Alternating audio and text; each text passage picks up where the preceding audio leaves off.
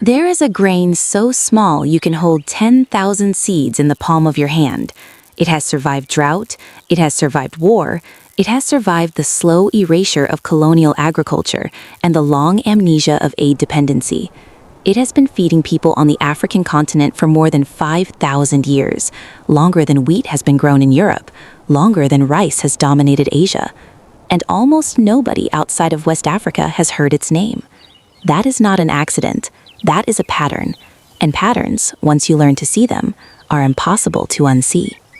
The grain is called fonio. In some traditions, it is called acha. In others, hungry rice, though that name was not given by the people who grew it. That name was given by those who did not understand it, or perhaps by those who needed it to seem lesser than it was. What cannot be owned cannot survive the modern world. What cannot be patented, stored in silos, or sold through a global supply chain becomes, by the quiet logic of industrial agriculture, inconvenient. And inconvenient things have a way of disappearing, not through deliberate destruction, but through slow neglect, through the withdrawal of attention, through the replacement of memory with something more manageable. Fonio did not disappear completely, but it came close, and the story of how that happened is the story of what we do to the things we cannot control. Ancient food files. This channel exists because history has a tendency to bury what it cannot use, not through fire or war, though those have played their part, but through something quieter, through the accumulation of small choices, economic pressures, and institutional forgetting that over generations can erase a knowledge system as completely as any conquest. If you have found this place, you already sense that something is missing, that the food on your table, the seed in the ground, the grain in the bag, none of it tells the whole story. Subscribe if you want to hear the parts that were left out, not because it will make you feel better, but because some things deserve to be remembered. Now, open the archive. The Sahel is not a place most people picture when they think of agriculture. They picture green fields, river deltas, temperate valleys. The Sahel is something else. It is a band of semi-arid land stretching 4,000 miles across the southern edge of the Sahara, from Senegal and Guinea in the west, through Mali, Burkina Faso, Niger, Chad, and beyond. It is a landscape of dry seasons and brief rains, of iron-poor, sandy soils that most modern crops refuse to grow in, of heat that arrives early and stays long. And yet, people have been farming here since before recorded history, not because they had no choice, but because they had found something the land was willing to give. Among the Dogon people of Mali, fonio is not simply a food, it is a cosmological fact. In Dogon creation mythology, fonio, which they call po, was the first seed, the seed from which all things came, the grain at the center of the universe before the universe had a center. This is not folklore dressed up as agriculture. This is a knowledge system telling you something true in the only language available to it. The Dogon did not have soil chemistry, they did not have nutritional analysis, but they knew, through 10,000 seasons of planting and harvest, of feast and failure, that this grain was different, that it persisted where others collapsed, that it gave back something the earth did not even seem to ask for. They encoded that knowledge into their stories of creation. It was the only archive they had. Look at fonio closely, and you begin to understand what 5,000 years of cultivation selected for. The seeds are almost impossibly small, smaller than sesame, finer than sand. Digitaria exilis is its scientific name, a species of fingergrass, wild across the Sahel, domesticated so long ago that the moment of its domestication is lost in time. It grows low to the ground. It tillers rapidly. A single seed becomes a dense tangle of thin stalks in weeks.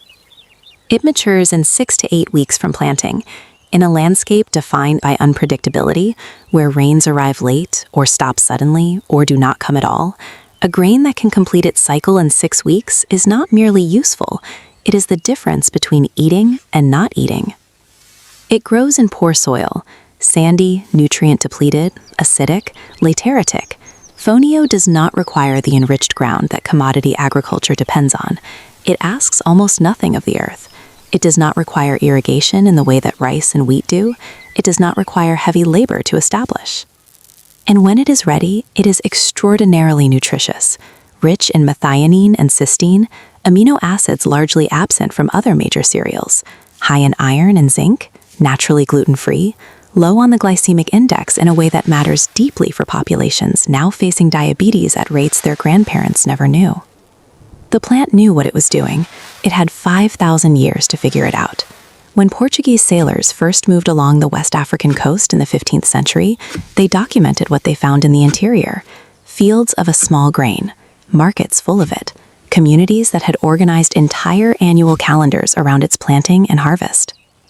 It was the grain of the lean season, the hungry gap between the exhaustion of last year's stores and the harvest of this year's millet and sorghum. Fonio filled that gap with precision. It matured before anything else. It arrived exactly when it was needed. During the famines that accompanied the Atlantic slave trade, the disruptions to farming communities, the emptied villages, the collapsed agricultural systems, Fonio persisted. Because it persisted in the ground without attention. Because it could be planted with minimal labor and harvested when nothing else remained. Because the land, however abused, would still yield it. In 1887, the Scottish explorer Mungo Park, traveling through the Niger River region, wrote of a grain the locals grew in abundance on poor, sandy soils that would support nothing else. He noted that it was ground into flour and consumed daily. He was describing Fonio, though he did not call it by that name. He did not have the vocabulary, but he understood that it was central, that removing it would be removing something structural. Nobody listened to that observation. Or rather, the systems that would later arrive were not interested in what was central to African farming. They were interested in what could be exported, taxed, and replaced. The 20th century arrived in the Sahel, carrying new seeds and new logic. Colonial agricultural policy was not designed for the Sahel. It was designed for markets. French colonial administrators in West Africa needed crops that could be shipped, that could fill containers, that could be graded, standardized, and sold in European commodity exchanges. Groundnuts, cotton, later imported rice. Fonio could not easily do any of those things. Its tiny seeds made processing difficult and expensive by industrial standards. It could not be threshed by the machines that arrived from Europe. It had no established export market. It was unmanageable, not because it was inferior, but because the infrastructure being imported had been built for other crops in other climates by other logic.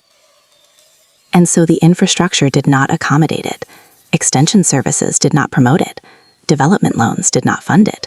Agricultural schools, many of them built by colonial administrations and later inherited by post-independence governments, taught crops with established export markets: rice, maize, wheat.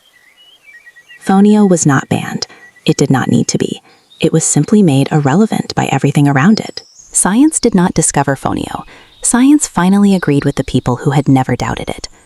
There is a word in several West African languages for the foods eaten during hardship, foods that kept people alive during drought, during conflict, during the long suppressions of colonial rule. These foods are remembered, but not always with warmth. Memory is complicated that way. For some, Fonio carries the weight of those difficult seasons. It is the food of not enough, the food eaten when the preferred grains were gone. Children who grew up in those lean years, who were handed Fonio when they wanted rice, who watched their parents labor over mortars for hours to produce a meal from something so small it seemed to resist being eaten, some of those children grew up and turned away from it. They associated it not with resilience, but with deprivation. When imported rice became available, affordable, and culturally aspirational in urban West Africa through the 1970s and 1980s, it arrived carrying the promise of modernity. Fonio retreated further, not because it was inferior, but because it reminded people of something they were trying to leave behind. This is how knowledge disappears, not in flames, in the quiet preference of the next generation for something that does not carry the weight of suffering. The forgetting was social, it was understandable, and it was almost complete. The Sahel is changing. This is not a projection, it is a measurement. Average temperatures across the region have risen faster than the global mean. Rainfall has become more erratic. The dry season arrives earlier and departs later. The soils that were already marginal are becoming more so. The crops that development agencies promoted, the high-input, water-demanding varieties that required the infrastructure that was never adequately built, are struggling in conditions they were never designed for. The global food system is discovering, at some cost, what Sahelian farmers already knew: that resilience cannot be imported, that a crop designed for a temperate climate with reliable rainfall and deep topsoil does not simply adapt when those conditions change, that the knowledge encoded in 5,000 years of local agriculture was not primitive, it was precise. Fonio is already adapted. It was adapted before the crisis that now requires adaptation. It requires no synthetic fertilizer. It rebuilds degraded soil.